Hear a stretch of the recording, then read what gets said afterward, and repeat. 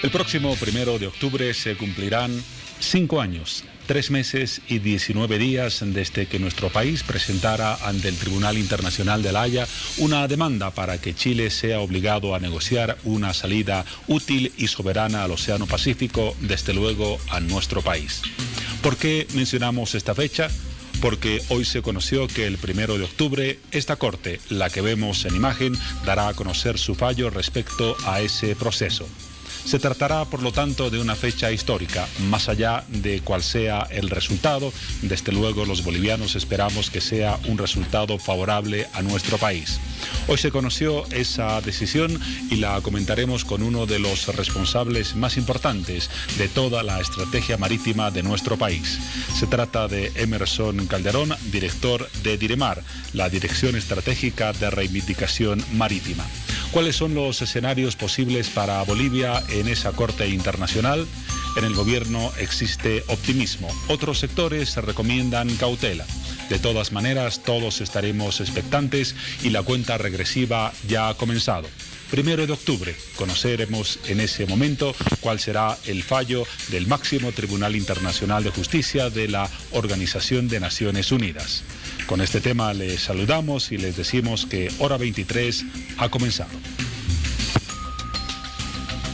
Así es, Hora 23 ha comenzado. Bienvenidos a todos y bueno, como todos los miércoles, hoy hablamos de temas relacionados con el área de salud. Nos enfocamos en el sentido de la vista, que es tan importante. Existen, entre tantas otras, 2 condiciones o alteraciones que pueden afectar a su vista y sucede con mucha frecuencia: la miopía y el astigmatismo, la visión borrosa, dificultad para ver de cerca o también para ver objetos que se encuentran lejanos, pueden ser algunos síntomas de estas alteraciones. Esta noche hablaremos del tema, así que prepárese porque vamos a conocer todo acerca de estas 2 alteraciones que pueden afectar nuestra visión. Vamos a conocer ya en las redes sociales las publicaciones que se encuentran disponibles específicamente en nuestra página de Facebook, Hora 23. ¿Está listo para conocerlas? Ponga atención, que son las siguientes: miopía y astigmatismo. Veamos el mundo con otros ojos. La miopía y el astigmatismo es un tipo de error de refracción del ojo, causando visión borrosa, y es la razón más común por la cual una persona consulta con un oftalmólogo. Vamos con el siguiente cuadro, que se encuentra disponible también en nuestra página de Facebook para que usted pueda realizar sus comentarios, opiniones y también emitir sus preguntas a través de esta publicación. Realiza tu consulta a nuestro profesional invitado. Y bueno, respecto al tema que mencionaba Juan Pablo, el 1 de octubre estaremos expectantes a conocer el resultado del fallo desde la Corte Internacional de Justicia de La Haya. Y para hablar de ese tema, tenemos nuestra publicación también disponible en la página de Facebook para que usted pueda ser partícipe de la siguiente entrevista. El fallo de La Haya por la demanda marítima. La Corte Internacional de Justicia de La Haya anunciará el 1 de octubre a las 15 horas, hora de Holanda, y a las 9 horas, hora nacional, su decisión sobre el juicio marítimo iniciado en 2013 por Bolivia en contra de Chile.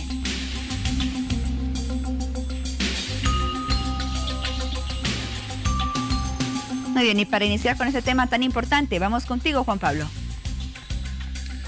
La historia de nuestro país tiene varias fechas simbólicas y por lo tanto importantísimas. Recordamos desde luego el 6 de agosto, fundación de la República de Bolivia, o por ejemplo el 23 de marzo, Día del Mar. Quizás a estas fechas muy pronto se sume una nueva, el 1 de octubre. ¿Por qué? Porque el 1 de octubre se va a conocer finalmente el fallo de la Corte Internacional de Justicia de La Haya respecto a la demanda que nuestro país interpuso hace varios años respecto a nuestro derecho de acceder a una salida útil, propia y soberana al Océano Pacífico. Esa jornada, el 1 de octubre, habrá una sesión en la Corte de La Haya y a las 9 de la mañana, hora boliviana, 10 de la mañana, hora chilena. Hablamos de las 2 partes en litigio. Se conocerá finalmente el pronunciamiento de ese máximo tribunal internacional. ¿Cuál será la palabra de los jueces? Desde luego sería una especulación adelantarla, pero sí ya tenemos una fecha definida para conocerla, para conocer esa respuesta a la demanda y al proceso en el que se vieron involucrados ambos países, y desde luego esto genera expectativa, genera interés, genera desde luego una fundada fe en que ese fallo sea favorable a nuestro país.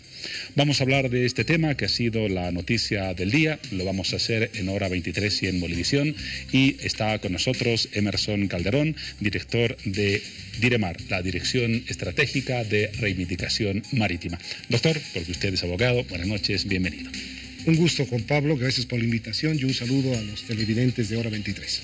Vamos a comentar cada una de las facetas que ya están verificadas y aquellas que pueden dar lugar a posibilidades. En cuanto a las verificadas, contémosle en principio a nuestros televidentes cuáles serán las características de la sesión de la Corte el 1 de octubre en la que dará a conocer el fallo. Bueno, el día de hoy se ha notificado a nuestra gente la fecha y la hora en la que se va a llevar a cabo la lectura del fallo de la Corte. Este es un evento formal que está presidido por el presidente de la Corte. Participan todos los miembros del tribunal, tanto los titulares como también los jueces ad hoc que han designado las partes y el secretario de la Corte. Y en este evento formal, en aproximadamente 1 a 2 horas, la Corte da lectura del fallo en la presencia de las partes, y una vez culminado este evento, las partes pueden pronunciarse en las puertas de la Corte, en otros salones de la Corte, respecto a sus criterios preliminares con relación al contenido del fallo. Esto está previsto que ocurra el 1 de octubre. Seguro en el transcurso de las próximas semanas tendremos una cronología mucho más clara de los horarios y todo lo respecto que tendrá que ver con este evento tan importante para nuestro país. Entonces, ese acto jurídico se limita a lo que nos menciona, la lectura del fallo por parte de los jueces de La Haya. No hay la posibilidad de una intervención ni de algún jurista boliviano, ni de algún jurista chileno, ni de ninguno de los miembros de los equipos jurídicos de ambos países. Sí, la etapa de los alegatos escritos y orales ya ha culminado prácticamente ante la Corte. Las partes ya han tenido la oportunidad de hacer conocer todos sus argumentos históricos y jurídicos, y al haber concluido esta etapa, hoy se ha iniciado la etapa de la deliberación, que va a terminar precisamente el 1 de octubre, cuando la Corte nos haga conocer su fallo. De tal manera que los agentes y los abogados internacionales de las partes no van a participar, van a estar presentes para escuchar la lectura del fallo. Con esta decisión concluye definitivamente la participación del Tribunal de La Haya, o hay alguna otra instancia superior. Me imagino, por ejemplo, usted nos dará la información clara, alguna objeción con el fallo, o no hay ninguna de esas posibilidades. Con la lectura del fallo prácticamente concluye el proceso que habría incoado Bolivia el año 2013, y lo que espera Bolivia es que trabajar con Chile para implementar ese fallo. Los fallos dictados por la Corte causan estado, no son sujetos a ningún recurso de impugnación, salvo alguno de aclaración si es que existiera algún conflicto de interpretación o distinta interpretación que dieran las partes, pero el fallo que emita la Corte tiene efecto jurídico vinculante, y por lo tanto las partes están obligadas a acatarlo, a cumplirlo y a implementarlo. Enseguida vamos a hablar justamente de los posibles escenarios tras ese fallo. Pero antes, una consulta adicional sobre este marco general del proceso. Si alguna de las partes no estuviera satisfecha con el fallo, ¿puede recurrir a alguna otra instancia internacional? Me imagino la Organización de Naciones Unidas u otro organismo, o también concluyen ahí las posibilidades de recurrir a un tribunal. Los fallos que emite la Corte, según lo establece su reglamento, tienen carácter inapelable, de tal manera que las partes tienen que cumplirlo y acatarlo, y así se han comprometido, en el caso de Bolivia y Chile, cuando celebraron y suscribieron el Tratado de Solución Pacífica de Controversias, conocido también como el Pacto de Bogotá de 1948, mediante el cual aceptaron la jurisdicción y la competencia de esta Corte para resolver disputas y controversias jurídicas. De tal manera que nosotros estamos confiados de que ambos estados acatarán el contenido del fallo y lo cumplirán y lo implementarán conforme lo establece el derecho internacional. Vamos ahora sí a los posibles escenarios del fallo de los jueces de La Haya. En el mejor de los casos, el que interesa y el que espera el país, la Corte dirá que Chile tiene una obligación de negociar con Bolivia una salida al Océano Pacífico. ¿Ese es el mejor escenario que nuestro país espera?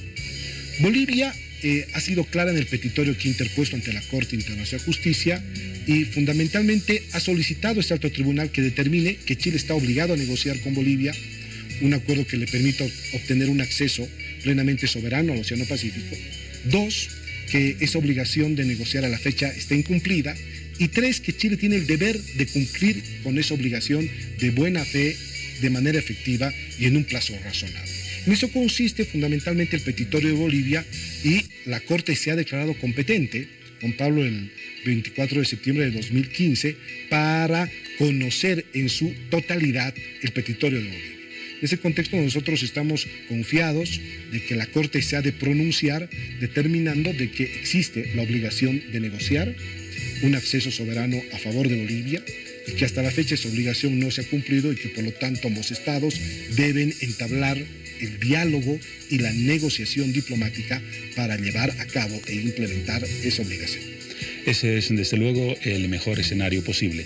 Pero se comentó en su momento un posible matiz. Usted lo ha dicho muy claramente, el fallo en ese sentido, si apunta en esa dirección, obligaría a Chile a una negociación. Pero, y esta es la pregunta, ¿esa obligatoriedad también implica una segunda obligatoriedad de llegar a un acuerdo favorable a Bolivia o simplemente se queda en la obligatoriedad de iniciar una negociación?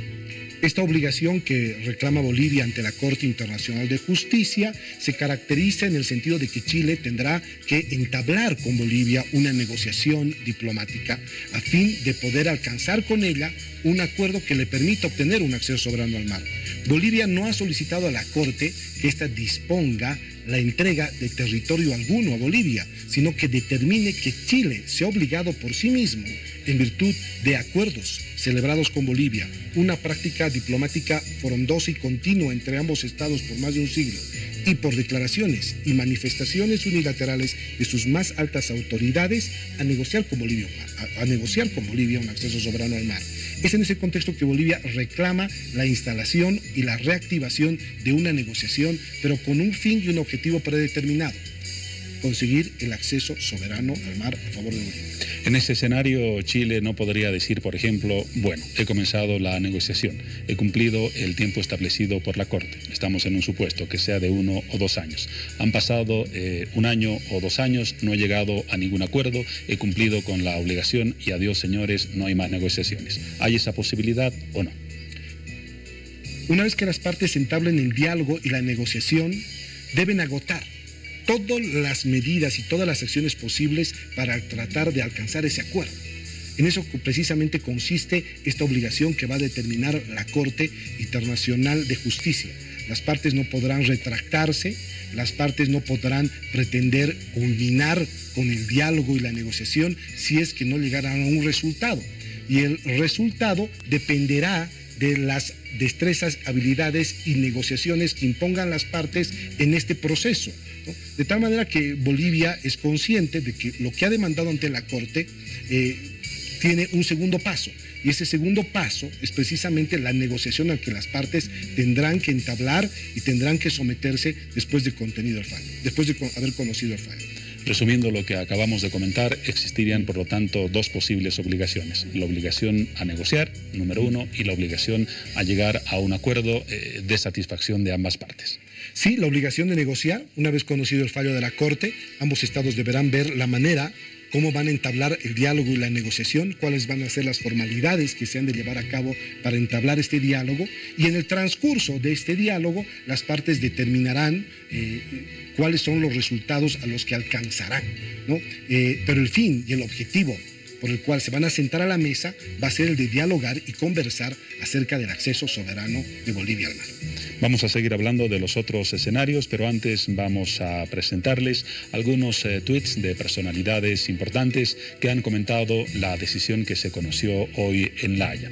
Vamos entonces a los tweets con comentarios inicialmente del presidente del Estado.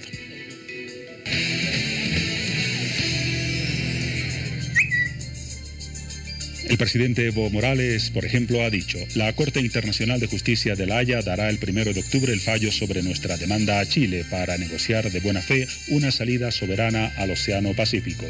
Toda Bolivia espera, más unida que nunca, una decisión justa y acorde con la historia, dice el presidente.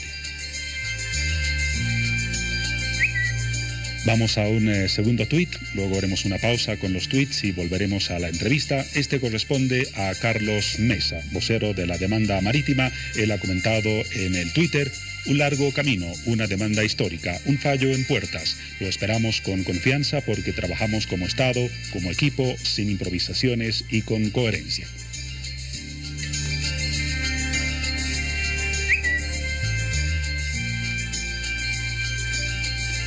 Antes de volver a la entrevista, comentarios que se han generado en Chile. Por ejemplo, el académico Luis Riveros ha escrito: si el fallo de La Haya invita, es el concepto protocolar, a Chile a negociar con Bolivia, implica desconocer todos los tratados firmados. Eso es una razón poderosa para abandonar el Pacto de Bogotá, como en verdad debíamos haberlo hecho hace tiempo. Y el último, el tuit del periodista Roberto Carrasco, que ha señalado lo siguiente: ha recogido el criterio del presidente Piñera. Señala ante el próximo fallo de La Haya que Chile espera tranquilo la decisión y que defenderá la integridad de nuestro territorio debido a que no hay temas pendientes con Bolivia.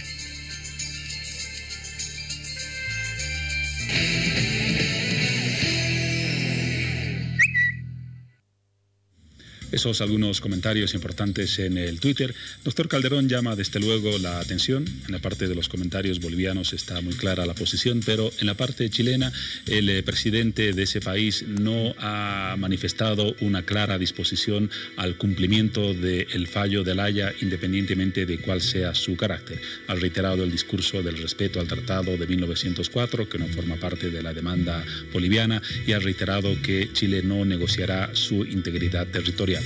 ¿Cómo interpretamos esta reacción?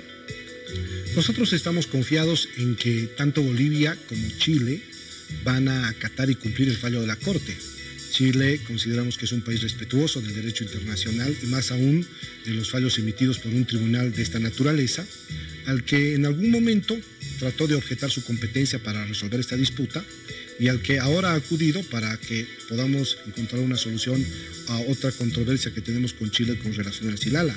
Así que nosotros consideramos de que Chile cumplirá con la palabra que hace tiempo atrás manifestó a través de los medios de prensa, en el sentido de que va a acatar y cumplir con los fallos de la Corte Internacional de Justicia. Es importante destacar también, Juan Pablo, que Bolivia no ha demandado ni la nulidad ni la modificación del Tratado de 1904 ante la Corte Internacional de Justicia.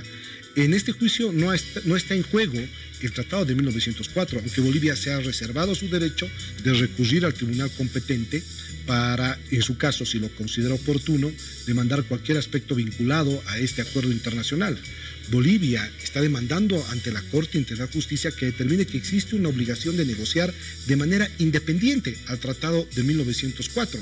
Precisamente fue esa situación la que se deliberó en la Corte el año 2015, cuando Chile interpuso su objeción preliminar de incompetencia, pretendiendo querer convencer a la Corte de que Bolivia lo que quería realmente era modificar unilateralmente el Tratado de 1904. Este acuerdo internacional, como tantas veces lo han manifestado nuestras autoridades, Bolivia lo cumple y lo respeta, pese a que lo considera injusto. En ese contexto, consideramos que estas manifestaciones relativas a que se hará respetar el Tratado de 1904 y que se defenderá la integridad de Chile no están de acuerdo con relación al petitorio que ha planteado Bolivia ante La Haya. Antes de los twitters revisábamos el mejor escenario posible para Bolivia respecto a un también posible fallo de la Corte Internacional de Justicia. Vayamos a un punto intermedio, no al otro extremo que lo tocaremos enseguida, a un fallo que intente ser salomónico y que diga que, por ejemplo, Bolivia y Chile tienen el compromiso de negociar una solución, pero que no sea lo coercitivo que podría establecerse en un mejor escenario. Esta alternativa sería vista por Bolivia como una victoria o como un empate. Toda obligación tiene carácter coercitivo en el derecho. Bolivia lo que busca ante la Corte Internacional de Justicia es tener un título jurídico que le permita exigir a Chile el cumplimiento de esa obligación. La Corte ha determinado ya en su fallo preliminar de competencia de que la controversia que Bolivia ha sometido a su conocimiento versa con relación al efecto jurídico vinculante de diferentes acuerdos y promesas chilenas que en el pasado se concentraron en negociar con Bolivia un acceso soberano al mar. En ese contexto es que nosotros consideramos que lo que la Corte disponga al respecto va a permitir que las partes se sienten a la mesa a negociar. Y dependerá de las partes en el proceso de negociación establecer cuál va a ser el procedimiento, las formas que se han de llevar a cabo o los acuerdos por medio del cual Bolivia tenga este acceso soberano al mar. De esta manera que estamos muy confiados en que este proceso se va a instalar y que Chile va a cumplir con el fallo de la Corte y más tarde que nunca Bolivia tendrá su acceso soberano al mar. Ahora, más allá de esa confianza, el tono del fallo de La Haya, seguramente marcará también el tono y la intensidad y la profundidad del diálogo que deberían entablar Bolivia y Chile.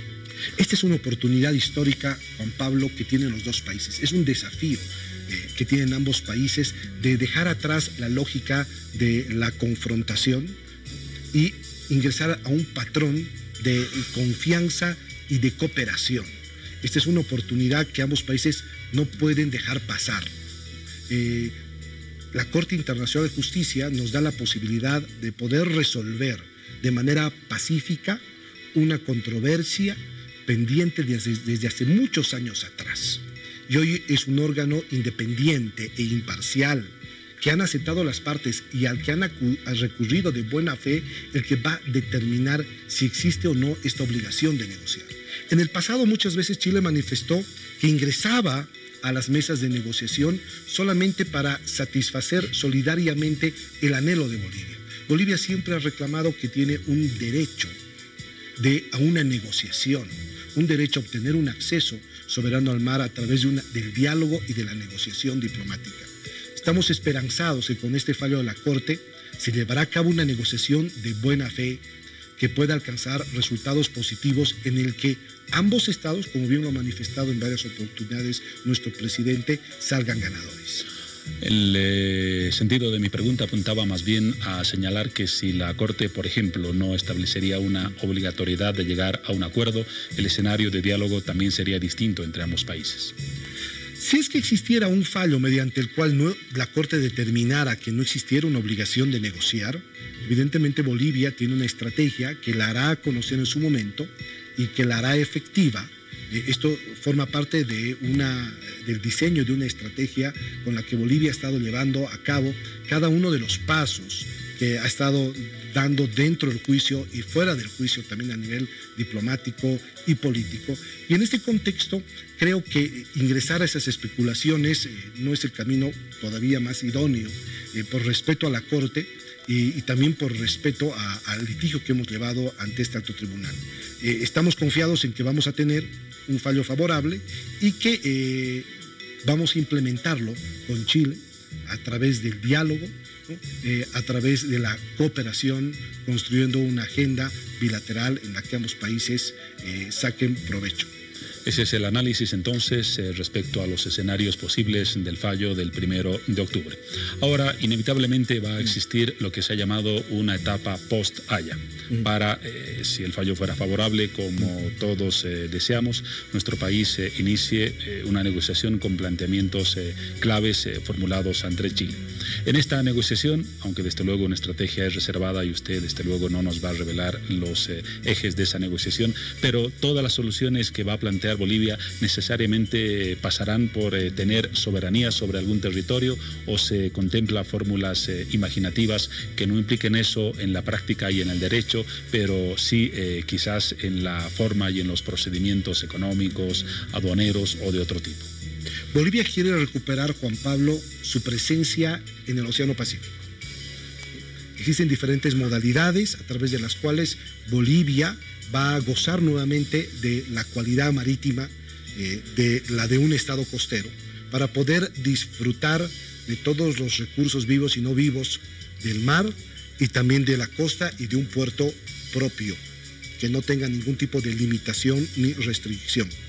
Bolivia ha diseñado una estrategia que contempla una serie de fórmulas y alternativas de diferente índole y que en el proceso de negociación junto con Chile se las analizará y se las dilucidará.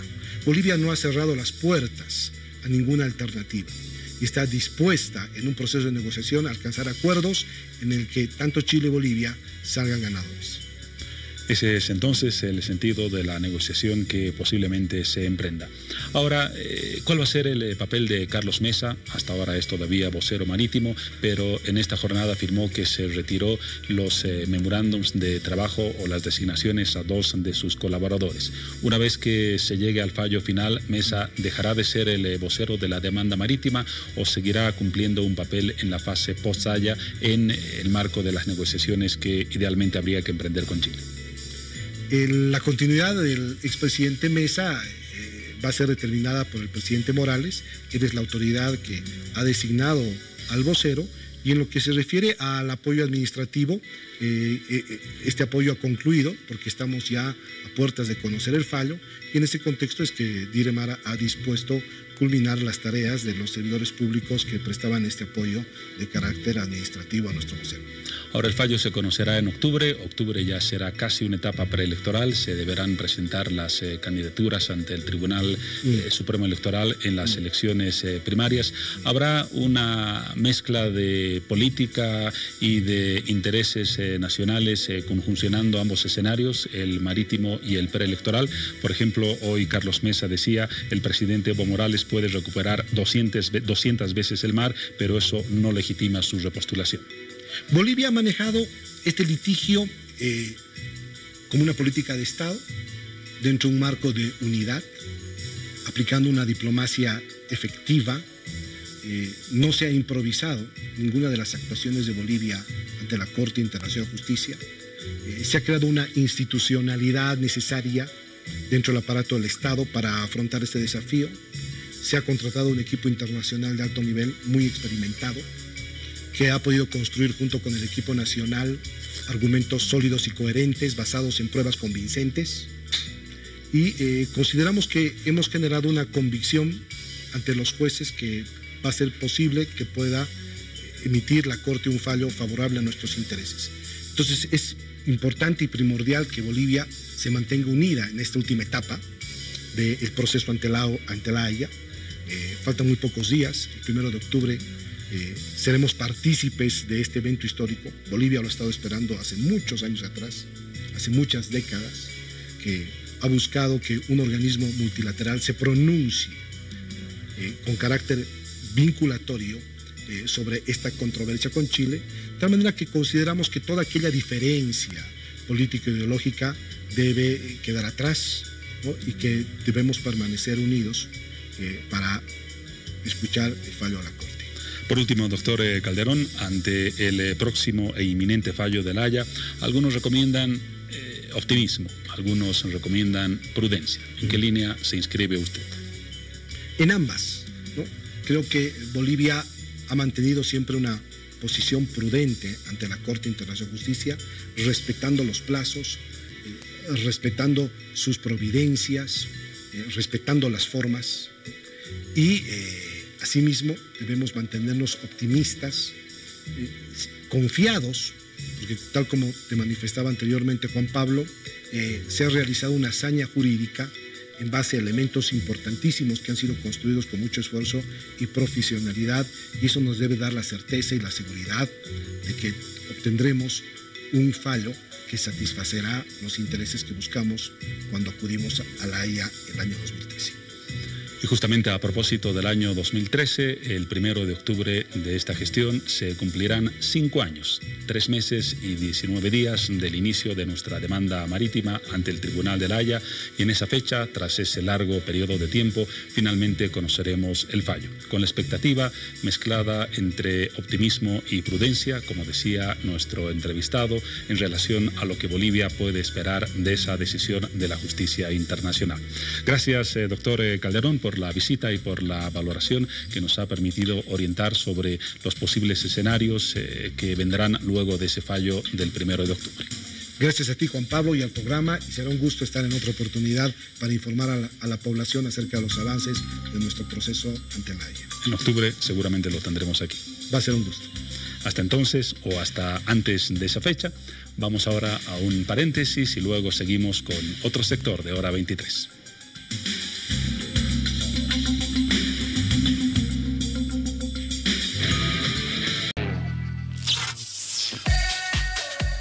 Nos retornamos con un nuevo bloque de Hora 23 y es momento de hablar de su salud. Esta noche hablamos de la miopía y el astigmatismo, dos condiciones que pueden afectar nuestra vista. Para que usted pueda participar de la siguiente entrevista, tenemos las publicaciones ya disponibles en nuestra página de Facebook, Hora 23. Ponga atención que son las siguientes. Miopía y astigmatismo. Veamos el mundo con otros ojos. La miopía y el astigmatismo es un tipo de error de refracción del ojo, causando visión borrosa, y es la razón más común por la cual una persona consulta con un oftalmólogo. Realice su consulta a nuestro profesional invitado. Esta noche tenemos su profesional sumamente reconocido acá en Hora 23, el doctor Joel Moya, oftalmólogo y director del Instituto Nacional de Oftalmología. Siempre es un gusto contar con su presencia. Nos ha acompañado en varias ocasiones en el programa y esta noche sin duda es el mejor indicado para hablar de este tema y despejar todas nuestras dudas acerca de la miopía y el astigmatismo. Doctor Moya, bienvenido a Hora 23. Qué gusto.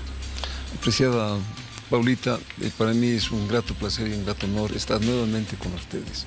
El tema que lo has comentado es muy apasionante y estoy seguro que mucha gente va a estar muy interesada en lo que vamos a comentar. Sin duda. Usted sabe que en Bolivia, de los casi más de 11 millones de habitantes, como el 45% necesita algún grado de lente. 45%, estamos hablando de 5 millones aproximadamente. Necesitan un grado de lente. Algún tipo de lente en diferentes grados. De este universo, de este 100% de pacientes con lentes, el 70% puede ser que se deba por miopía o astigmatismo o alguna complejidad de este género. Entonces son realmente muchos pacientes que tenemos que atender, realmente es una preocupación. Solo por este hecho podemos indicar que la primera necesidad de atención médica clínica es la oftalmológica. Imagínense el 45% de toda Bolivia. Es harto, ¿verdad? Es mucho trabajo.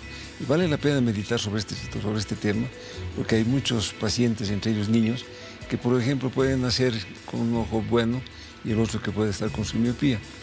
Entonces el cerebro capta dos imágenes diferentes y una de esas imágenes borrosas, el mismo cerebro la anula y termina viendo por un ojo bueno.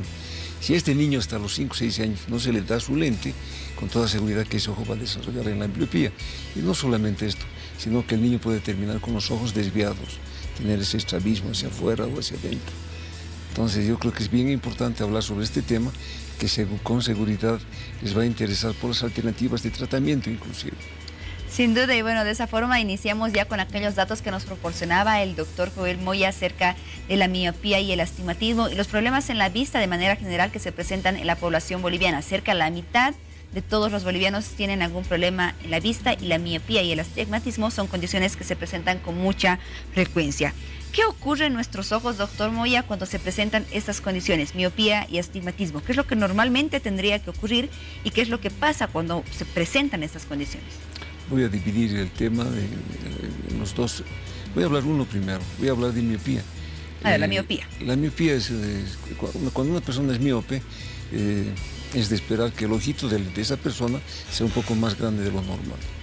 Cuanto más miopía tenga, el ojito es más grande. Y si el ojito llega a tener un diámetro muy prolongado, pueden ocurrir complicaciones bien complejas en la retina. ¿Y este aumento de tamaño es notorio a simple vista? Sí, los miopes tienen ojos saltones y es bien notorio. Entonces, cuando uno hace la misma refracción, se da cuenta que el fondo de ojo, por ejemplo, al examinar al paciente, tiene sus particularidades, tiene un fondo de ojo muy típico de lo que significa miopía. Entonces, cuando tenemos pacientes de miopía, felizmente el 70% de estas personas tienen miopías bajitas. Pero hay un porcentaje de un 5% que hace la enfermedad miópica. O sea, de que tiempo en tiempo el paciente va teniendo más medida, el ojo se va haciendo más grande, y donde inclusive, si es que no se hacen los controles adecuados, puede producirse un despedimiento de retina que es bien complicado y a veces terminan cieguitos. Entonces yo creo que estos pacientes que están en este nivel de patología deben visitar su oftalmólogo y muchos de ellos con seguridad van a necesitar un reforzamiento con láser para fortalecer esas zonas degenerativas por la situación elongada que tienen estos tejidos por dentro. Cuando hablamos de astigmatismo, bueno, la miopía se debe por el tamaño del ojito. Cuando hablamos de astigmatismo debemos comentar sobre la curvatura de la córnea. La córnea es ese tejido blanquito, transparente que está delante del ojo y si tiene una curvatura un poco diferente a lo normal, puede ser más plana, más alargada, más curvada. Entonces de ahí empiezan a manifestarse los diversos astigmatismos. Lo mismo puede suceder si el cristalino del paciente tiene curvaturas en la parte anterior o en la parte posterior. Entonces hay diferentes tipos de astigmatismo, ¿no? Todos los astigmatismos, cuando se deben a estos problemas de la córnea, se puede tratar de diferentes maneras, ¿no? Generalmente el tratamiento es hacer una buena prescripción de lente, inclusive si tiene una miopía de más de 3 o 5 dioptrías, podemos pensar en adaptar el lente de contacto. Si tiene miopías estables de 3, 4, 5 o 6, se puede hacer una cirugía refractiva. Si tuvieran miopías de más valor, seguramente vamos a empezar a pensar en colocarles lentes fáquicos e inclusive hacer una cirugía facorefractiva. Muy bien. Estas alteraciones que se presentan ya sea en la forma, en la anatomía o en la funcionalidad de la vista del ojo, ¿por qué se presentan, doctor? ¿Cuáles vienen a ser aquellas causas más frecuentes en la miopía y el astigmatismo? ¿Pueden ser hereditarias, por ejemplo? La mayor parte de los pacientes, un 80%, son de carácter hereditario. Muy pocas veces tienen carácter adquirido. También tenemos, por ejemplo, la presencia de las enfermedades de diabetes, que cuando se concentra mucho el azúcar dentro del ojito, dentro del cuerpo vítreo, puede el paciente hacer miopía. Entonces es una miopía metabólica que puede ser compensada solamente con el tratamiento de diabetes. Pero es generalmente de carácter hereditario y muchas veces es adquirido, ¿no? Lógicamente, cuando uno se predispone a mirar de lejos, como lo hacen los pilotos de aviación, están concentrados en ver el horizonte, ellos tienen una miopía funcional, ¿no? De tanto mirar el horizonte, no tener objetos que puedan llamar su atención, adquieren una miopía y eso también es muy delicado, porque los pilotos cuando llegan a su punto de aterrizaje deben tener una vista precisa, preciada para poder aterrizar con felicidad. Ambas condiciones, doctor, la miopía y el astigmatismo, se presentan con mayor frecuencia en determinadas edades o etapas de la vida. Cuando el niño nace, si es un niño que va a tener un curso normal, generalmente nace con un poco de hipermetropía. Y esa hipermetropía con el tiempo se va normalizando. Cuando llega a su juventud y un poco a esa parte adulta, se transforma en un poco de miopía, ¿no? Pero los niños, muchos de los niños que tienen esta tendencia a ser miopía, ya nacen con esta carga, ¿no? Con cierta cantidad de poder dióptrico, pero cuando se hace su refracción no les damos toda su medida a los niños, porque ellos tienen mucha fortaleza, mucha vitalidad, y les vamos proporcionando los lentes dependiendo de esa capacidad que ellos tienen, de esa fortaleza. Si tuviera 4 de medida, le damos 2 o le damos 3. Casi nunca se da toda una miopía completa. Pero si el niño, por ejemplo, estuviera haciendo problemas de estrabismo, estuviera desviando, a estos niños hay que darles de cualquier manera toda su medida, inclusive después que se les da toda la prescripción, tuviéramos que dilatar la pupila para que se rompa la acomodación y el niño pueda adaptar un lente con felicidad. Muy bien, para identificar estas condiciones, doctor, ¿qué es lo que siente o los signos o síntomas que puede presentar un paciente con miopía o astigmatismo? Cuando es miopía, el paciente ve bien de cerca. ¿Ve bien de cerca? De cerca, hacia la altura de sus manos ve perfectamente y su problema es de lejos. Cuando tiene astigmatismo el problema es más complejo. Ese paciente no ve bien de cerca ni ve bien de lejos. ¿Por qué? Porque las diferentes coordenadas por las cuales se va a producir la buena visión se forman en diferentes puntos en la retina y la persona ve con forma borrosa. Si tuviera un paciente un astigmatismo vertical, la parte borrosa se va a manifestar en la horizontal. Si tuviera el astigmatismo horizontal, la parte borrosa se va a manifestar en la parte vertical, ¿no?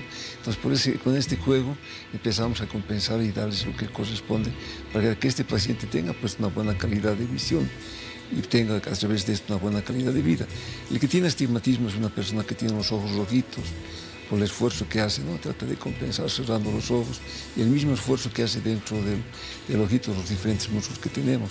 Eso hace que el ojito se ponga más congestionado, más rojito y eso puede condicionar inclusive la presencia de alergia, puede condicionar la presencia de ojo seco y se va complicando todo, ¿no? A estos pacientes hay que darle su medida y el paciente debe tener la conciencia, sí, de usar todos los días permanentemente su lente.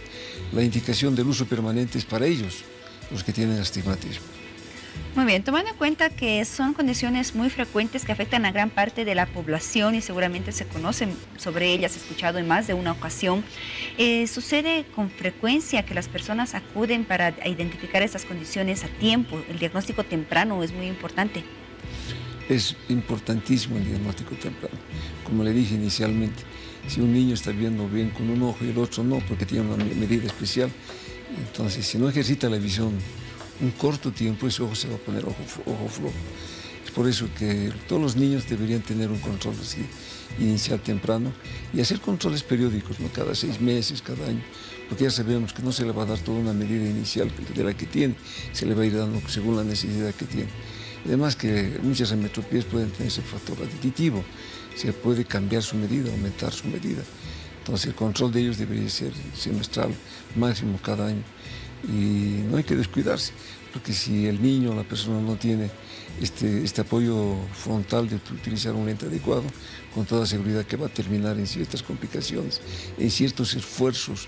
Cuando uno no está viendo bien, necesita un lente, está forzando la vista, se está preocupando, el mismo ojito empieza a tener ciertas funcionalidades donde todo empieza a fallar.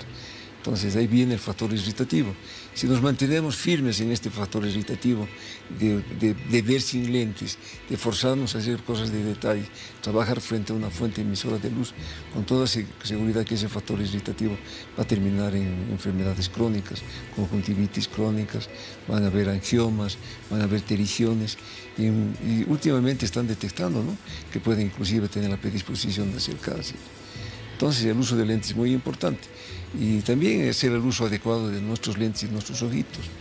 Debemos trabajar cuando es necesario, no esforzarnos demasiado con cosas que la tecnología nos puede dar. Muy bien, doctor Joel Moya, gracias por toda esa información. En unos minutos más vamos a profundizar acerca del tratamiento y la cirugía con láser que se emplea como un tratamiento a estas condiciones. Vamos a estar conociendo más acerca de ella, pero antes es momento de conocer las preguntas que nos llegan a través de las redes sociales por parte de las personas que siguen el programa en este momento desde distintos puntos del país. Nos escribe Gary Salcedo y nos dice: hola, hora 23, ¿cómo estás, Gary? Buenas noches. Él nos dice: si ahora me operaría de miopía, tengo 35 años o una edad mayor, ¿igual tendría que usar lentes por la edad? Cuando uno está en los 35 años es una edad muy especial, uno está acercándose a los 40, y a los 40 años se empieza a manifestar la presbicia. Si es miope, voy a suponer de 2 dioptrías, y pasa a los 40 años, con toda seguridad que de cerca él va a ver bien. Si se le opera, podemos compensar esa mala visión que tiene de lejos, y un poco corto va a tener también visión de cerca buena. Pero cuando llega a los 40 años, este paciente va a necesitar un lente de cerca, que es un proceso fisiológico que todo ser humano tiene cuando llega a esta edad. La presbicia empieza a manifestarse a esa edad y va incrementando 660 hasta que uno llega a cumplir 60 años, que es la dosis máxima de dioptrías que puede adquirir. Cuando uno pasa ese tiempo e inclusive con el lente empieza a ver mal, ya no es por el lente. Puede ser que la mácula esté mal, que esté empezando la catarata o que tenga alguna otra particularidad. Entonces yo creo que si llega a su edad, tuviera que su oftalmólogo aconsejarle que si usted está entrando en la presbicia, indicarle que si él es miope y en la presbicia va a estar sin lentes y se va a colocar lentes para ver de lejos.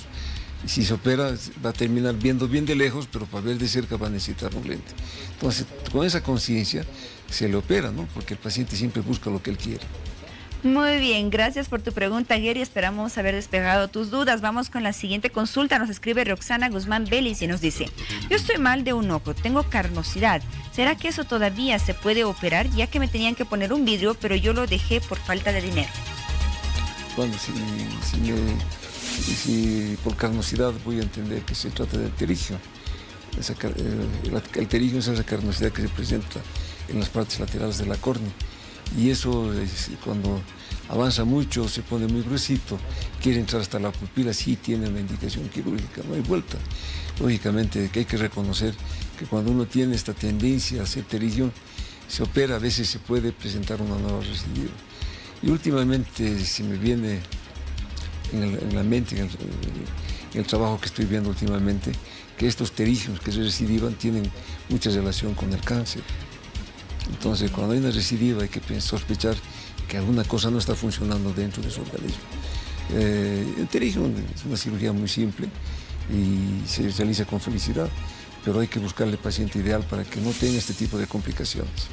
Muy bien, Roxana, muchas gracias por tu pregunta. Vamos con la siguiente consulta. Nos escribe Juan Rojas y nos dice: ¿por qué se resecan constantemente los ojos y te da esa necesidad de querer pestañear fuerte los ojos para sentirte bien? ¿Es alguna señal? Sí, yo creo que al cerrar fuertemente los ojos está condicionando a que las diversas glándulas que tiene el ojito, el párpado, que son glándulas sedosas y glándulas liposas, boten su secreción y pueda compensar un poco el ojo seco. Y eso generalmente ocurre. El ojo seco se manifiesta por la ausencia de uno de estos tres elementos que tiene el film lacrimal. La capa externa es una capa lipídica que evita que la parte hídrica se evapore. Y cerca del ojo está esa capa mucosa que hace que se quede adherida al film lacrimal. Si falta la capa mucosa, el líquido se va a desparramar y va a terminar en ojo seco. Entonces hay que estudiar las diferentes alternativas que tiene la presentación del ojo seco y darle su tratamiento adecuado. Por ejemplo, cuando vemos que la deficiencia se debe por la ausencia de la capa grasosa, inclusive debemos pensar en la parte hormonal. Cuando empiezan a fallar las hormonas, empieza a manifestarse ese tipo de alteración. Entonces un tratamiento a ese nivel va a compensar gratamente el problema del ojo seco. Muy bien, gracias doctor por despejar entonces la duda de Juan Rojas. Vamos con la siguiente pregunta. Luis Zanca nos escribe y nos dice: buenas noches, quisiera hacer una consulta. Tengo miopía y mi ojo anda siempre rojo, además de que me produce lagrimeo constante. ¿Cuál sería este problema? Yo creo que necesita que se le haga un control en detalle de su ojito, ¿no?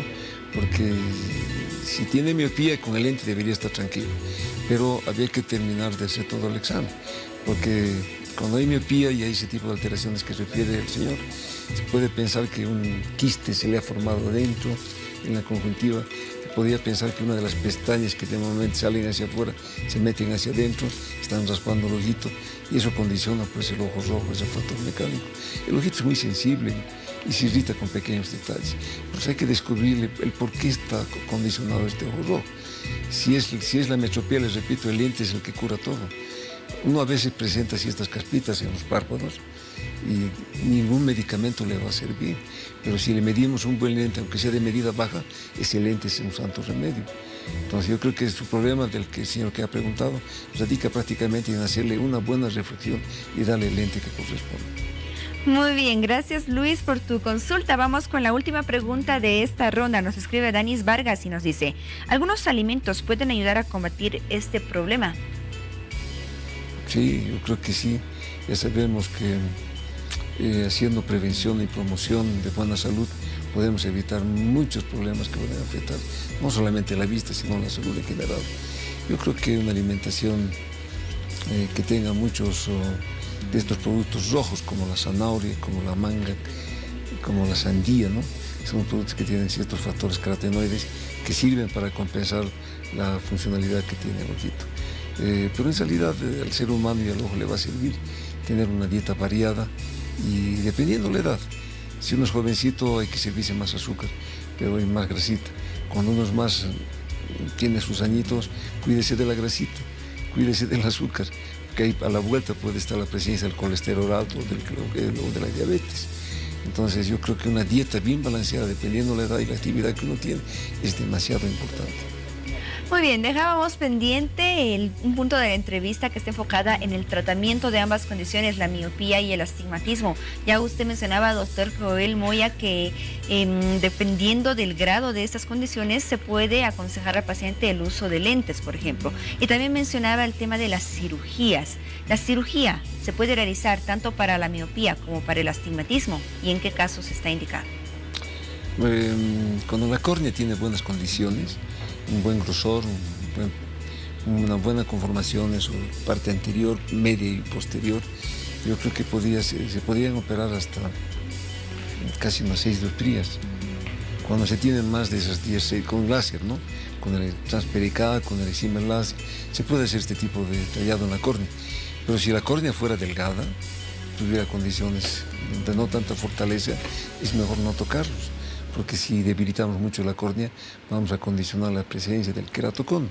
Vamos a presentar una miopía que se va a empezar a manifestar con más fuerza y la persona termina usando lentes. Por eso no todas las personas son compatibles con la cirugía y hay que operar a aquellas que tienen sí las condiciones para evitar este tipo de complicaciones. Como le dije también, cuando hay altas ametropías, por ejemplo, he tenido una oportunidad de atender pacientes que tenían como 20 dioptrías, entonces hemos colocado lentes fáquicos, unos lentes que se dejan acostaditos, pegaditos dentro del ojo, en el iris, y veo que el resultado es favorable. Personas que necesitaban unos lentes así de gruesos están tranquilos y están viviendo bien.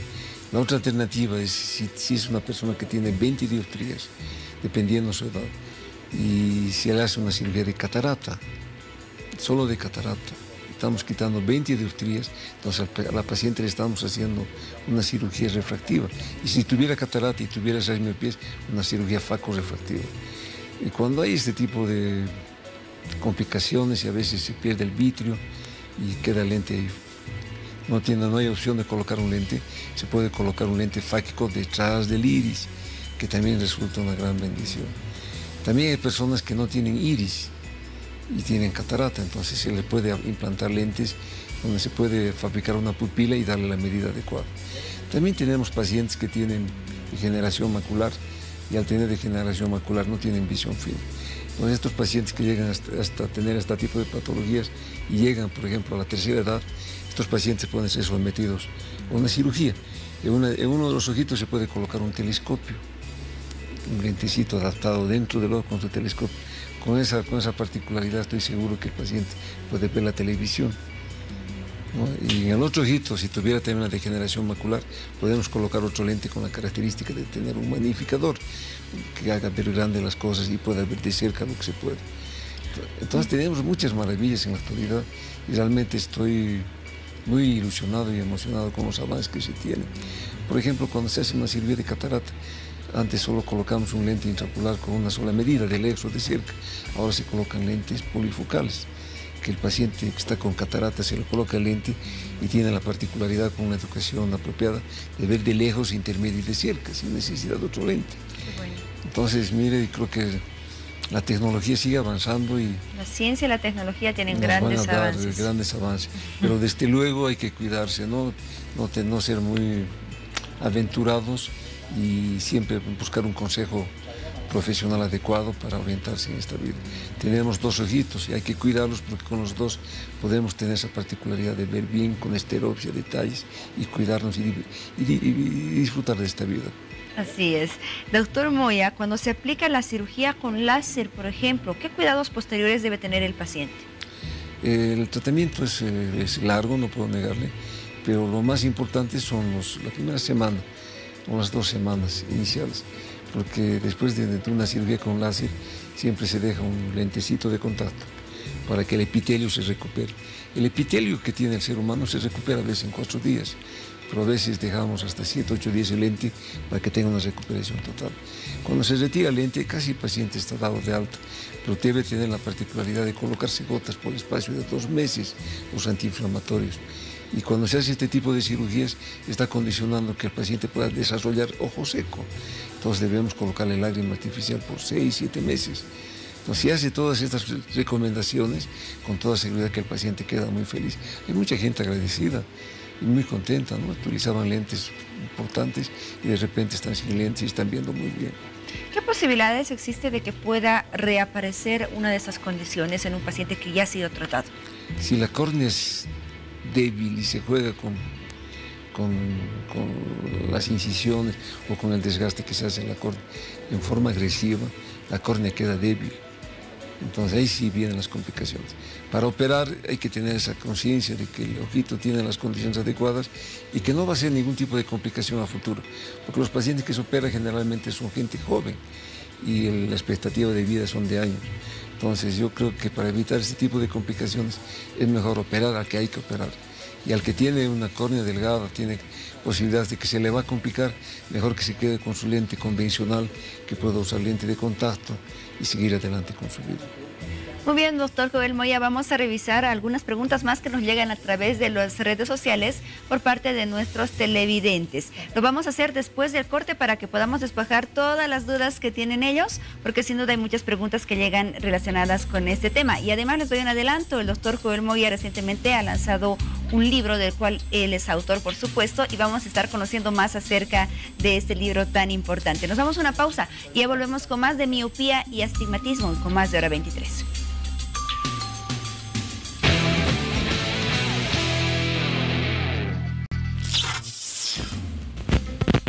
Cuando faltan 2 minutos para que concluya esta jornada, destacamos una de las novedades del día. Una audiencia en el Hospital Obrero en Santa Cruz que determinó, tras varios alegatos, la detención preventiva para el médico que operó al niño Sebastián. Sí, aquel menor que la anterior semana, por error, sufrió la extirpación de sus 2 riñones. Vamos al contacto con Bolivisión Santa Cruz, que nos ha preparado este informe a propósito de ese tema. La audiencia cautelar empezó a las 15:30 en la unidad de terapia intensiva del Hospital Obrero, donde el fiscal José Parra hizo la exposición de los argumentos legales en contra del galeno, presentando sus antecedentes policiales, el informe forense y la historia clínica. Definitivamente los argumentos fueron claros con relación a la inobservancia justamente del protocolo.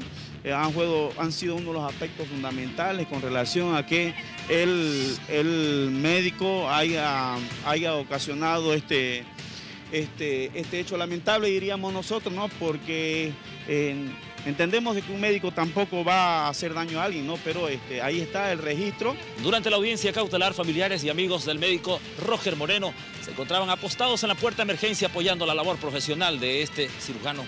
No tenía días, feriados, domingos, para salvar vidas de niños, como ustedes ya han escuchado, a las mismas madres ad honorem. Y estamos aquí para apoyarlos, que se haga justicia, pero una justicia también humanitaria, ¿no? Y por un episodio ha sido condenado civilmente.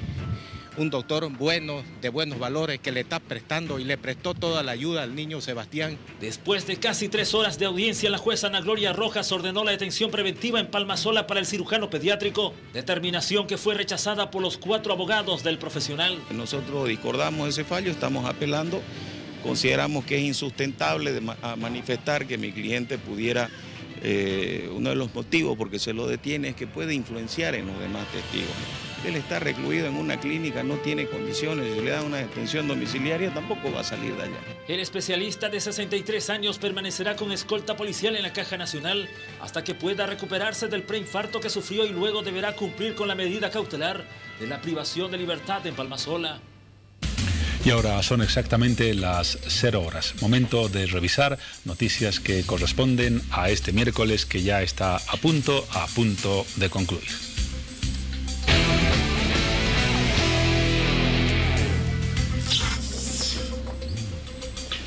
La primera información nos dice que este miércoles el canciller Diego Pari anunció que en una reunión con el presidente Morales se definirá quiénes integrarán la comisión oficial que viajará a La Haya. Las imágenes no corresponden al hecho, pero de todas maneras mencionamos que la misión de esa comisión será asistir a la lectura de la sentencia de la Corte Internacional de La Haya, un tema que ya comentamos al principio de Hora 23.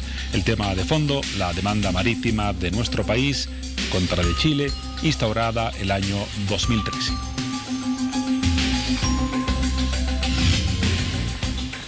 Vamos a la segunda información, tiene que ver con una decisión de la Comisión Mixta de Justicia Plural de la Asamblea Legislativa. Les contamos a propósito de ello que a la conclusión de la etapa de impugnaciones, esta comisión habilitó a 40 aspirantes, 34 varones y 6 mujeres. Todos podrán continuar en carrera para ocupar el cargo de fiscal general del Estado. Recordemos que 13 fueron inhabilitados de un total de 53 candidatos.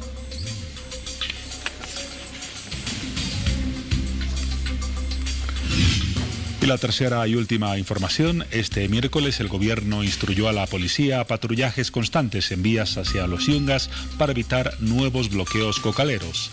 El Ejecutivo reiteró que la libertad del dirigente Franklin Gutiérrez está en manos de la justicia, por lo que descartó que las movilizaciones vayan a lograr su libertad.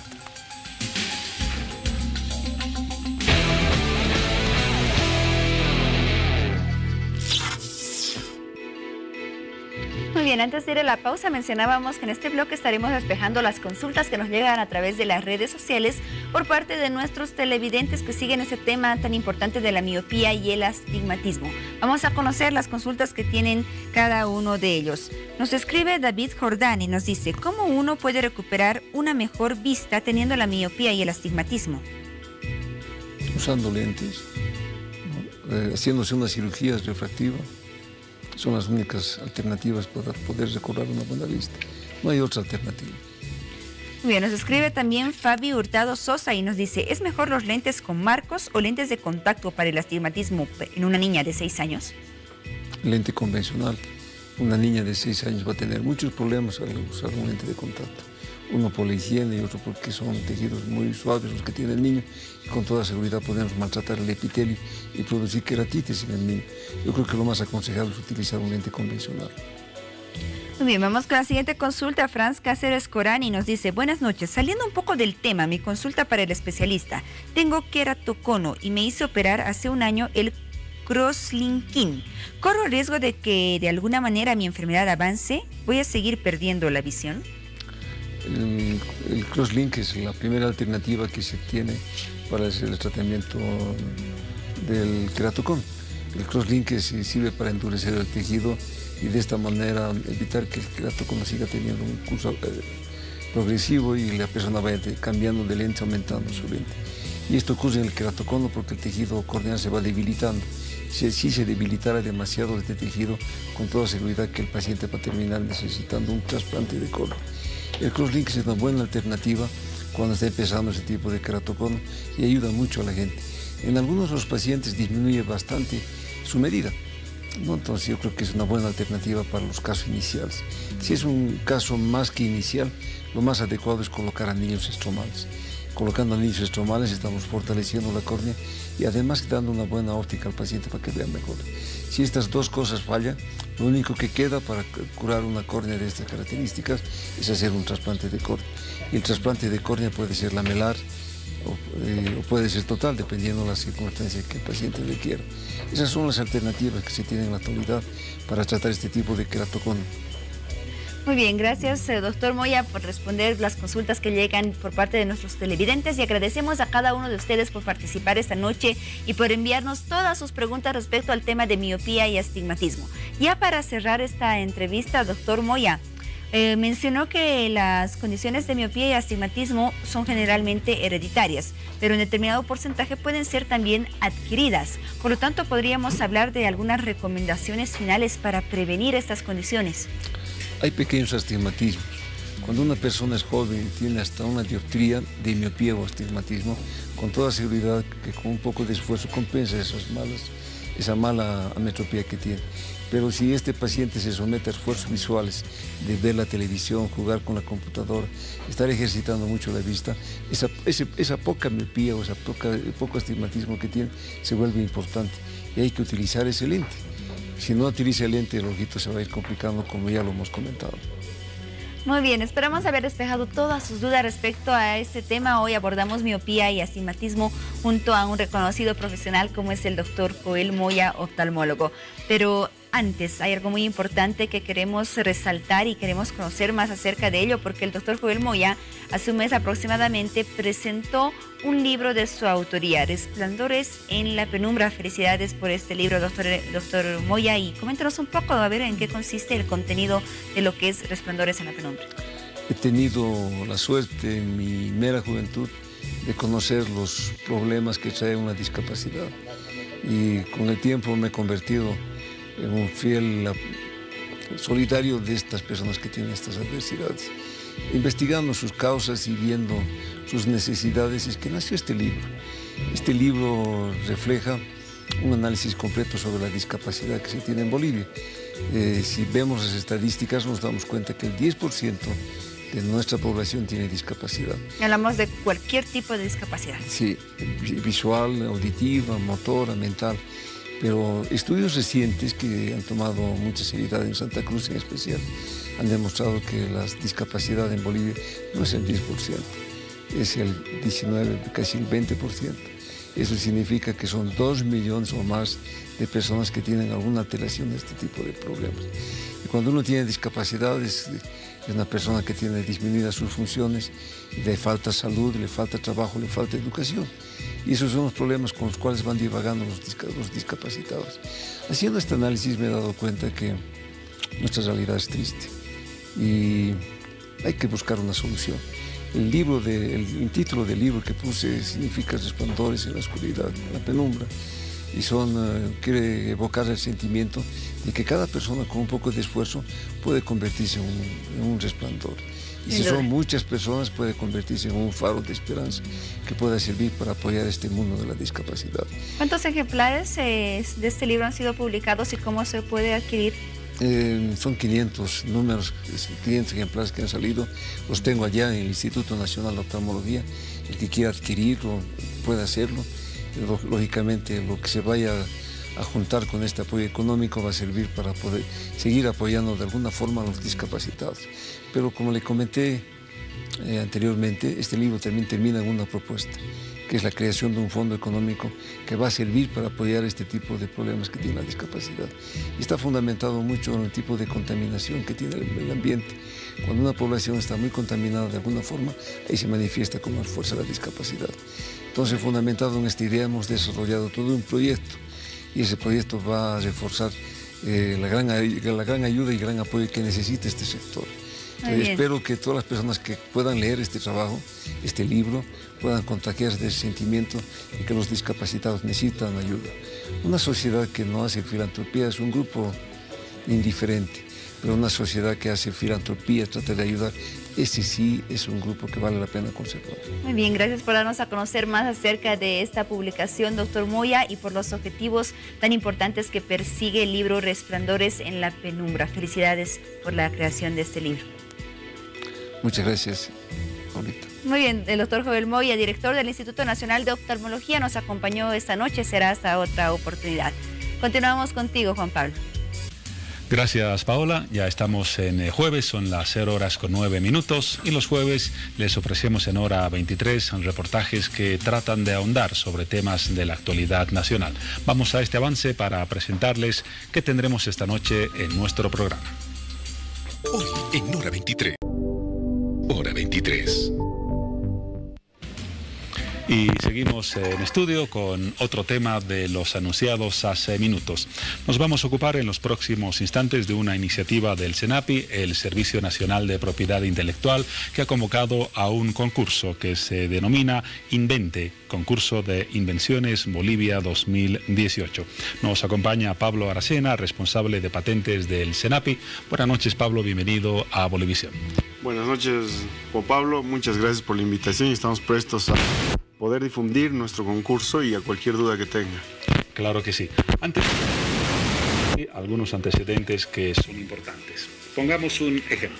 Este bolígrafo, yo fabrico uno idéntico a él, lo trato de registrar. ¿Puede ser considerado como un invento? Habría que ver cuál es la solución técnica que le vas a poner a un problema que encontremos en los bolígrafos actuales.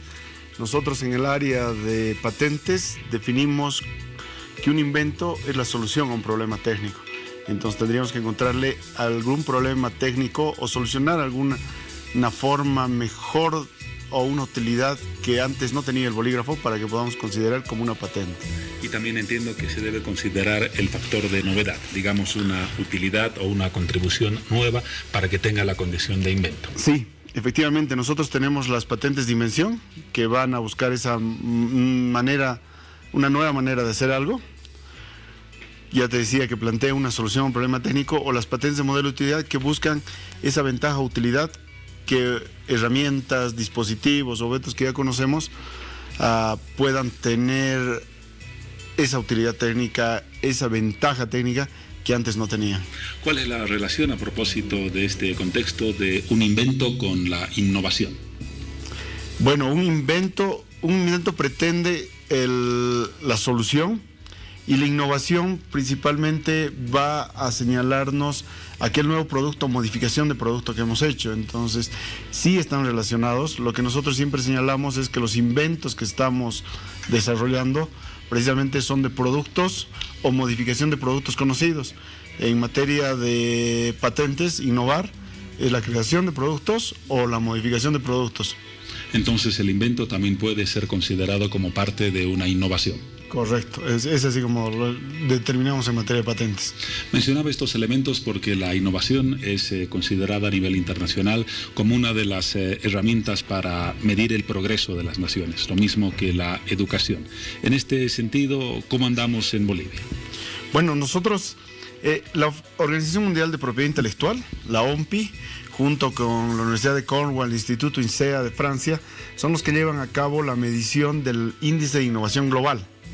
Y como bien decías, en el índice de innovación global se mide la calidad de la innovación. Y en la calidad de innovación hay dos factores muy importantes: los documentos citables, aquellos que son citados por otros autores de tus publicaciones, y las familias de patentes. Entonces, nosotros en Bolivia estamos un poco rezagados, estamos al final de la lista, pero se está trabajando precisamente para lograr superar este campo de lo que es precisamente las creaciones en los institutos, en las universidades, de todas las obras científicas y todas las patentes que tenemos.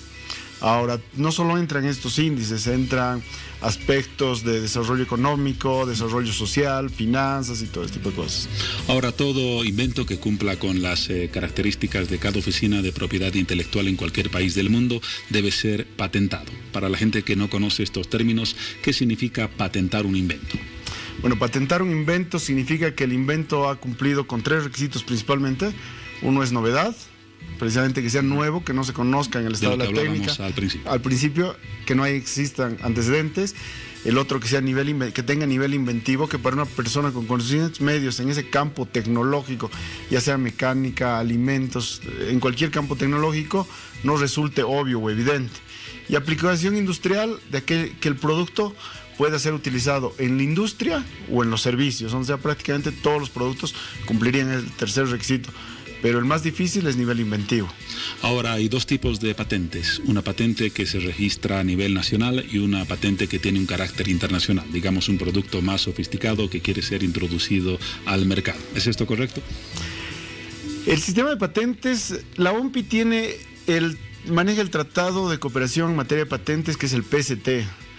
Es un sistema mediante el cual te colaboran para que realices una solicitud en un país que pertenece al PST, y esta solicitud te permite aplicar en diferentes países, en aquellos donde consideras que tu producto es altamente comercializable o tiene oportunidad comercial, ¿sí?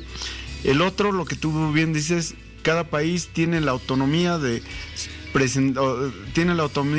donde puede otorgar patentes de solicitudes internacionales o nacionales en el país, ¿no es cierto?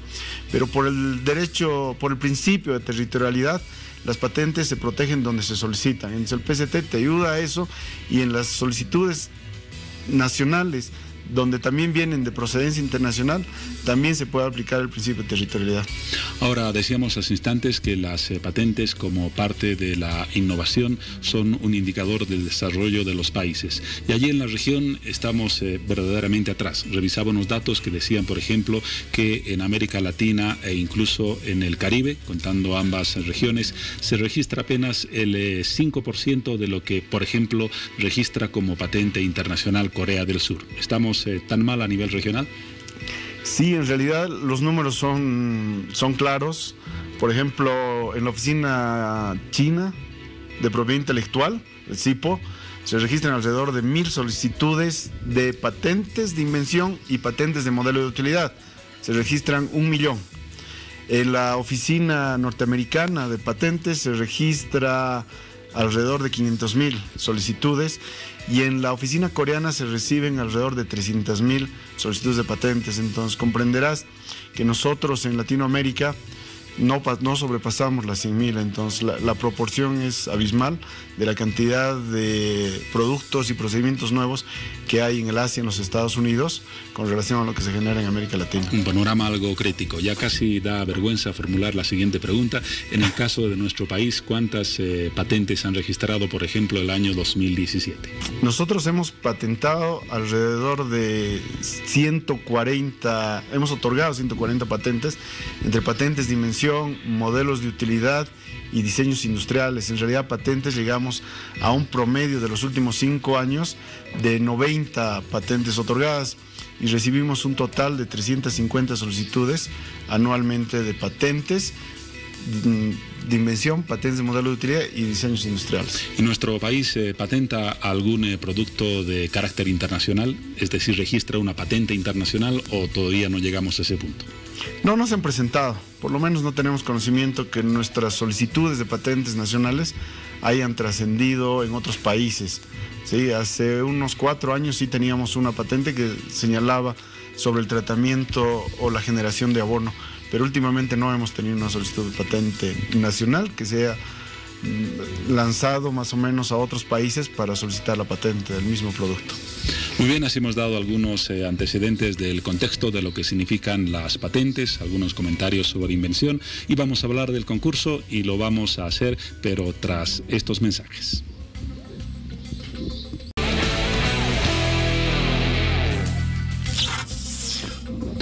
Y ahora sí vamos a los datos de ese concurso del Servicio Nacional de Propiedad Intelectual titulado Invente, Concurso de Invenciones Bolivia 2018. Pablo, ¿cuál es el propósito o el fin de este concurso?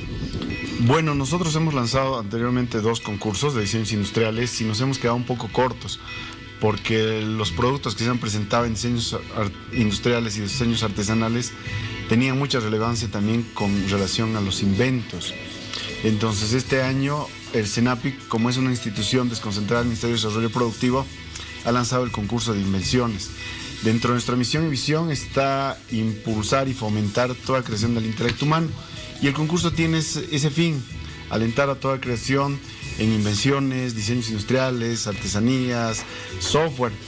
Y lo que también queremos es que podamos visualizar los bolivianos qué estamos produciendo, qué estamos realizando, para que otras entidades públicas, privadas, puedan ver. Y aquellos que vayan a ganar el concurso, nuestro organizador, el BDP, o coorganizador, el BDP y Pro Bolivia, pretenden, si son microempresarios, microemprendimientos que ya están consolidados, puedan mejorarlos, lanzarlos con mayor fuerza, y aquellos emprendimientos los pueden apuntalar para que sean realización de empresas. Entonces ese es el objetivo del concurso. Seguramente la gente se está preguntando de varios detalles, que son muchos por la convocatoria que tengo aquí en la mano, pero ¿dónde pueden acudir para consultar información y responder a algún interrogante que tengan al respecto? Bueno, el concurso primero quisiera señalar de que es gratuito, es para todo boliviano en el estado o en el extranjero. Está como público objetivo, tenemos los micro y pequeños empresarios, inventores, diseñadores, artesanos, los cuales pueden entrar a la página del CENAPI, a la página www.cenapi.gov.bo y recabar la convocatoria. Tenemos 6 categorías: maquinaria innovadora, diseño industrial, modelo de utilidad, artesanía, ecoinnovación y software. Aquellos que tengan dudas adicionales pueden escribirnos al correo patentes@cenapi.gov.bo o llamar al celular 77 22 80 22 para sus consultas. Ya les decimos, el concurso es gratuito y está dirigido para micro y pequeños empresarios, para profesionales, universitarios, diseñadores y artesanos. Es totalmente gratuito. En las oficinas del CENAPI tenemos 6 regionales, en El Alto, en Cochabamba, Santa Cruz, Sucre y Tarija, donde pueden enviarnos sus preguntas o acercarse para que les colaboren en la presentación de sus proyectos, que lo que queremos es, ya les digo, visualizar lo que estamos haciendo los bolivianos para ver, de apuntalar los emprendimientos o las empresas que estén con estas innovaciones. Ahí están entonces los datos, cualquier consulta a las oficinas del CENAPI, su página web o los teléfonos proporcionados. Gracias, Pablo. Pablo Aracena, responsable de patentes del CENAPI. Veremos cómo evoluciona el concurso y desde luego esperaremos los resultados. Muchas gracias, Jean Paul, por la cobertura, y estamos nuevamente invitando a todo talento creativo para que se presente con sus productos innovadores. Ojalá alcance éxito. Estamos seguros que con la difusión sí lo lograrán. Hasta pronto. Hasta pronto, gracias. Momento ahora, ya cerca al cierre de hora 23, de un contacto con nuestra unidad móvil, en este caso con Mariel Socup, que nos cuenta ya la novedad que va a presentar en los siguientes instantes. Así es, Juan Pablo, buenos días. Nos encontramos en la estación de la línea celeste de Mi Teleférico. Ustedes se preguntarán para qué estamos acá. Es para dar una grata noticia a todo el país. La empresa estatal de transporte por cable Mi Teleférico ha recibido un reconocimiento muy importante a nivel internacional. Nos referimos al Smart City Awards, donde fueron ganadores absolutos como el proyecto más innovador de América Latina en la categoría de desarrollo urbano sostenible y movilidad. Esto debido a la innovación y transformación social que implica nuestro medio de transporte. Esas fueron también palabras del gerente ejecutivo César Dockweiler. Recordemos que Mi Teleférico es una empresa que ya ha recibido varias premiaciones, varios reconocimientos. También ha sido visitado por autoridades de diferentes países y cabe destacar que este miércoles 26 de septiembre es la inauguración de la línea morada. Esperamos contar en las próximas horas con las palabras de su gerente ejecutivo, César Dockweiler. Así será, Mariel. Gracias por ese contacto y por la información que acabas de difundir. Momento del cierre, no queda nada más que decir. Me despido hasta más tarde. Bien, llegamos al final del programa. Recuerda que tenemos un nuevo encuentro dentro de unas horas más. Nos dejamos con los datos del